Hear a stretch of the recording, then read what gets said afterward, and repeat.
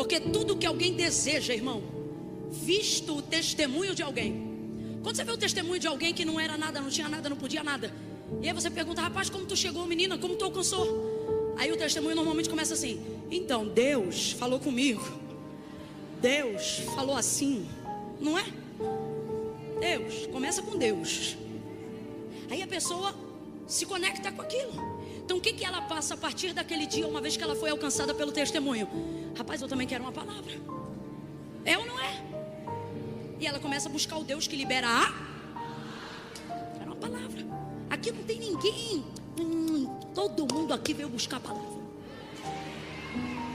E quem não veio está errado. Porque ele diz: não se aproxime de Deus como quem não espera coisa alguma.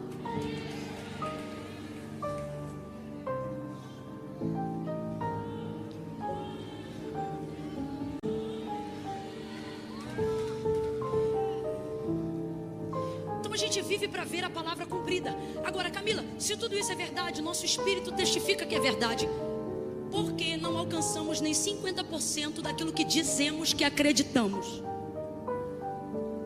Porque acreditamos que Deus tem poder para fazer 100%. Sim ou não? De todas as palavras que Deus já liberou para a sua vida, quando você vê o tamanho do currículo dele, quando você vê alguém que você ama, admira ou respeita, contando a história, dizendo que não era nada, e agora não que continua sendo, mas por causa de Deus está fazendo alguma coisa que preste. Quando você vê tudo isso, isso te leva a crer e acreditar que quando é Deus que fala, Deus realmente cumpre, faz.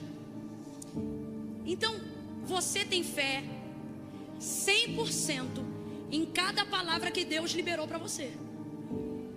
Eu sei disso. Eu sei que você tem fé 100% no que Deus falou. Você não tem coragem de desafiar Deus. Você não tem currículo para desafiar Deus. Você não dá conta. Abraão não tinha em que se apegar para crer que o que Deus estava falando ele era capaz de fazer. Mas eu e você temos. É só olhar para o lado, irmão.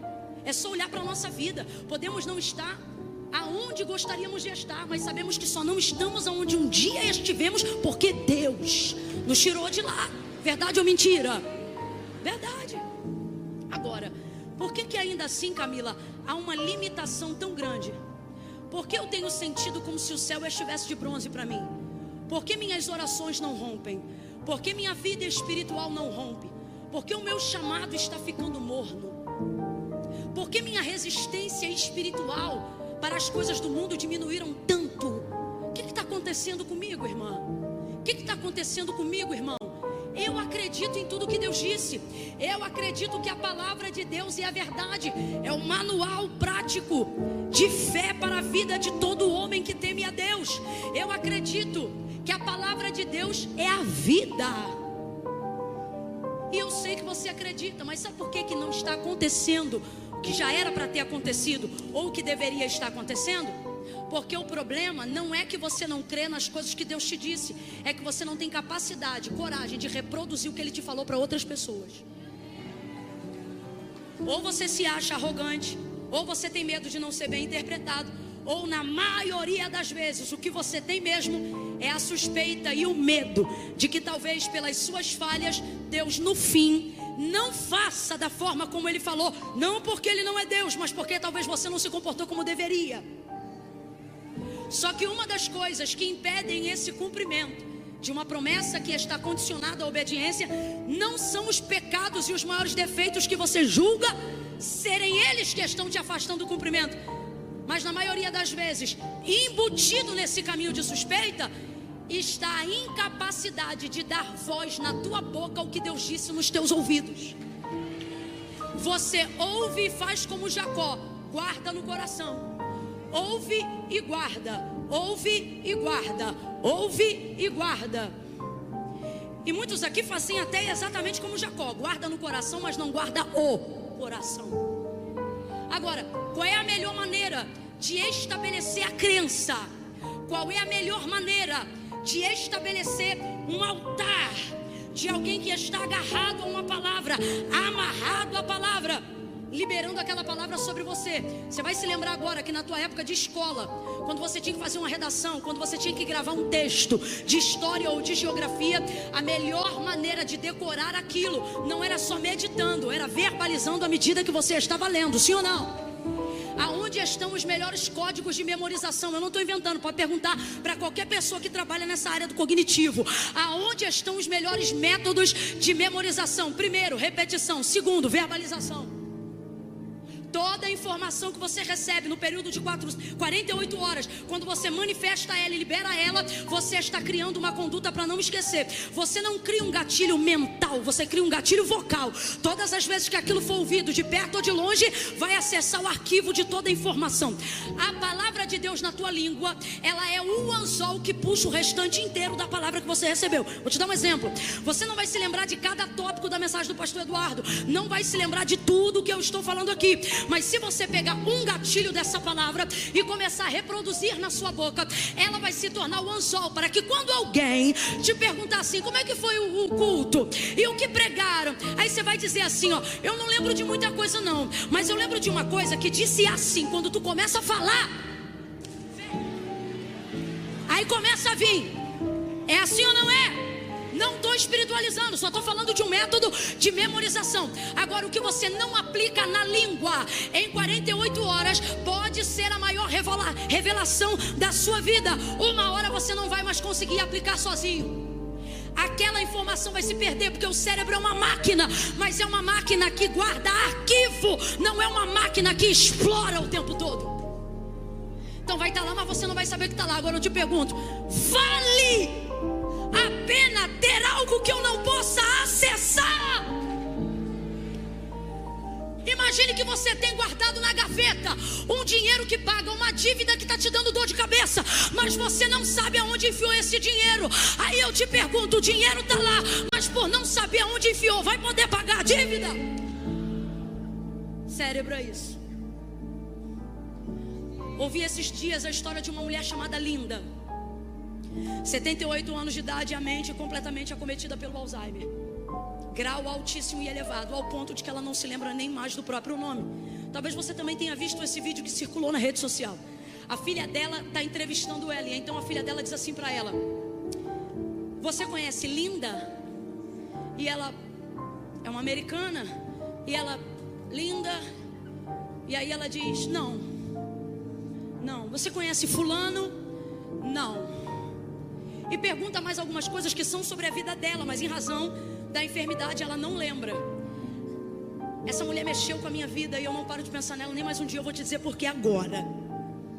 Porque a filha dela pergunta assim, ó, depois de ter feito umas 6 perguntas aproximadamente, e ela não tendo resposta de nenhuma. Por exemplo, perguntou assim, qual é a sua comida preferida? E ela diz, comida. Ela quer dizer que não se lembra, que o que der para ela se alimentar, tá bom. Então vieram essas perguntas e por fim, na última pergunta, a filha dela pergunta assim para ela, Jesus. Aí ela diz assim, o amor da minha vida. Ela diz assim, ele perdoou os meus pecados, salvou a minha alma e um dia eu vou vê-lo. Pode olhar, o vídeo está na internet, se não é isso, é algo bem parecido. Mano, quando eu vi aquilo eu falei, que lugar é esse que ela colocou ele? Que a enfermidade conseguiu tirar a consciência da comida que ela comia, conseguiu tirar a falta de geografia de não saber aonde mora, conseguiu tirar o nome dos filhos que ela gerou da sua cabeça, conseguiu tirar a identidade do seu próprio nome. Aonde ela colocou Jesus, para que numa situação dessa ela consiga dizer, o amor da minha vida, ele salvou a minha alma e eu vou morar com ele. Eu disse, Senhor, o que é isso? Eu sei que ela é uma exceção, mas o que eu quero transmitir para nós hoje aqui é que a palavra de Deus te dá esse poder de quê? De ser a exceção. Eu quero que você entenda que debaixo de uma palavra você não é a regra, debaixo de uma palavra você é a exceção. Você é a exceção, irmão. Você é a palavra. Debaixo da palavra, aquilo mexeu comigo. Aí Deus me disse, e está aqui em Ezequiel, me tomou, me levou em espírito. Quando ele viu que eu estava onde ele queria que eu estivesse, me deixou lá. Não dá não, que eu acho que é um museu. Minha filha, vai ter serpente, morcego que vai ser queimado ainda essa noite. Você trata de ter discernimento, não me irrita. Eu tô falando de palavra, tá vendo pombinha branca onde, menino? Trata de orar por mim, que eu não quero pegar raiva. Irritada do jeito que eu já sou, imagina se um bicho desse me morde. Preste atenção, não desvie a sua atenção. Satanás vai tentar te distrair toda vez que Deus estiver te dando um método infalível. Preste atenção. Aí quando eu olho para o texto em espírito, me trouxe para o meio, me deixou lá. Agora tu vê, se me levou na presença. Mas quando me deixou em espírito. O que isso significa? Significa que numa forma Deus o leva, mas daquela forma que o levou não está mais com ele, deixa ele lá. E aí agora no meio daquele vale, que é espírito, mas é uma realidade, que apontava para o cativeiro de Jerusalém, para o cativeiro babilônico. Você vai ver Deus dizendo para ele, no meio daquela visão de ossos para tudo que é lado: filho do homem, poderão viver esses ossos? Senhor Deus Jeová, tu sabes o que ele está dizendo? Desse vale eu não sei nada, mas do Senhor vai acontecer o que tu falar. Se tu falar que vai nascer florzinha, é florzinha. Tu sabes. Então me disse assim, Ezequiel está escrevendo. Então me disse assim: filho do homem, profetiza. Mas Ezequiel não começou a profetizar. Filho do homem, profetiza. Ezequiel caladinho, porque Deus está dizendo assim, ó: profetiza assim. Aí 2 pontos. Ossos secos, assim diz o Senhor. Quem está falando agora? Eu quero que você entenda o texto. Quem está falando agora? Quem está falando agora? Deus, o Senhor. Assim diz o Senhor. Então é Deus que está falando sobre ele mesmo, sim ou não? E ele vai começar a liberar a palavra sobre o vale que colocou Ezequiel, sim ou não? Ele está dizendo para Ezequiel o que Ezequiel tem que dizer. Ezequiel, você vai dizer assim, ó: assim diz o Senhor. E aí ele começou a profetizar e a dizer o que ele tinha que dizer. Agora, preste atenção nisso. Deus está falando, mas osso nenhum está se movendo. Aí eu te pergunto: seria a palavra de Deus mais poderosa na boca de Ezequiel do que na boca de Deus? Raciocina comigo, vamos embora devagar que eu vou fechar aqui, mas quero fechar com entendimento. É Deus que está liberando a palavra que vai ressuscitar aquelas vidas e colocar espírito naqueles corpos e transformarem eles num exército. É Deus, Deus é a sua palavra é Deus. Agora Deus que é a sua palavra e a sua palavra que é Deus, está manifestando a sua palavra pela sua própria boca a Ezequiel para liberar ao vale. Só que veja, me tomou pela mão e me deixou lá. Então Deus está falando ao vale? Não perde, irmão. Esse bicho não pode fazer nada com você, mas o que tu está ouvindo aqui pode mudar a história da tua vida hoje. Deus está liberando a palavra para Ezequiel, mas ele o tomou e o deixou lá. Se Ezequiel está dizendo que deixou, a palavra de Deus continua falando com Ezequiel, mas Deus está no vale? Ok, eu quero que você entenda isso. Deus está no vale? De maneira teofânica ou de em presença manifestada ou espiritual, Deus está no vale? Não está, mas Deus está em... O vale não levanta quando Deus fala, porque Deus não está falando com o vale, Deus está falando com quem? Por isso deixou lá. Porque tu imagina Deus no vale dizendo para Ezequiel o que ele tem que dizer, dizendo assim: Ezequiel, você vai dizer assim, ó: ossos secos, ouçam a palavra do seu. Meu irmão, os ossos já ia começar a ouvir, já ia começar a juntar um no outro. Então Deus pega, toma e deixa. Você está entendendo por que ele te deixou aí? Aí ele diz, você vai dizer assim, e ele começa a ouvir o que Deus está dizendo. A palavra que Deus está dizendo a Ezequiel é para o vale, sim ou não? Sim ou não? Mas o vale recebe? Porque Deus não está falando com o vale, Deus está falando com... Então Ezequiel vai ouvir tudo que Deus falou, vai acreditar em tudo que Deus falou. Responda com inteligência. Ezequiel está debaixo de palavra, sim ou não? Cobertura pesada, sim ou não? Está debaixo de poder, sim ou não? Sim ou não? Mas isso dá a ele, de boca fechada, poder de levantar o exército? Porque Deus está dizendo: esse é o problema meu e seu. Cremos em tudo que ouvimos, mas nos acovardamos em reproduzir o que ouvimos. E você não verá nada além do que for capaz de profetizar. Deus está dizendo: a palavra é minha, mas a realização está na tua boca. Deus está dizendo: você não se compromete comigo só quando crê. Você se compromete comigo quando crendo profetiza o que eu falei, repete o que eu falei. Vou falar rasgado que é para todo mundo entender. Por que tem gente aqui que tem unção de cura na mão, mas nunca curou ninguém, nunca curou ninguém? Porque você fica no lugar dizendo: Deus, me dá unção, me dá unção. E para Deus esse papo é de doido, porque Ele está dizendo: unção já te dei há muito tempo. O que tu tinha que ter era coragem, mas tu não tem. Tu não levanta e reproduz, tu não toca no deficiente, tu não visita os mendigos, tu não vai fazer visita no hospital. Tu fica em casa esperando sentir alguma coisa, tu fica esperando alguém botar a mão no teu ombro, tu fica pedindo sinais, isso e aquilo. E Deus está dizendo: vai acontecer aquilo que você ouviu quando você manifestar o que você ouviu. Então comece a colocar para fora aquilo que você ouviu, comece a repetir aquilo que você ouviu. Coragem não é sentimento, é a capacidade de executar o que eu acredito que vai dar certo. Deus liberou a palavra. Ezequiel está debaixo de poder, de comando, de autoridade, mas o vale continua sendo vale, o osso continua sendo osso, e a sequidão continua lá. Igualzinho acontece comigo e com você. A gente olha a circunstância da nossa vida e diz: se Deus falou, Deus vai fazer. E Deus está dizendo: vou quando tu abrir a boca e se mexer. Eu vou quando você reproduzir o que eu falei.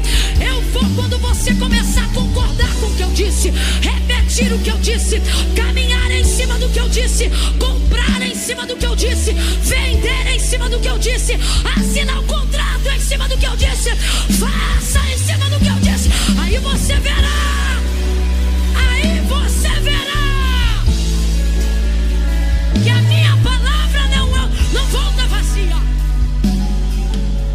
Tens palavra, eu sei que tu tens palavra. Eu olho para ti e eu vejo o ministério que Deus te confiou. Eu vejo cadeiras de roda vazia diante de você. Eu vejo mendigos em vulnerabilidade, pessoas, em vulnerabilidade social, construindo família, restaurando casamento, só porque você passou debaixo da ponte que ele estava e liberou sobre ele uma. Sabe o que acontece com a gente? Deus mostra o vale, coloca a gente lá, e sabe o que a gente quer? O mapa do esqueleto, para aprender a colocar fêmur na bacia, bacia na espinha, espinha no osso, na nuca, no pescoço, na cabeça. Imagine que Deus tivesse dito assim: Ezequiel, imagine, é só imaginação, não é o que aconteceu, é só para a gente entender. Está aí o vale, está aqui o mapa do esqueleto humano. Pega o mapa e começa a juntar cada osso ao osso. Ele poderia juntar cada osso a um osso, mas esse osso não teria garantia nenhuma de que seria o seu osso. Está entendendo?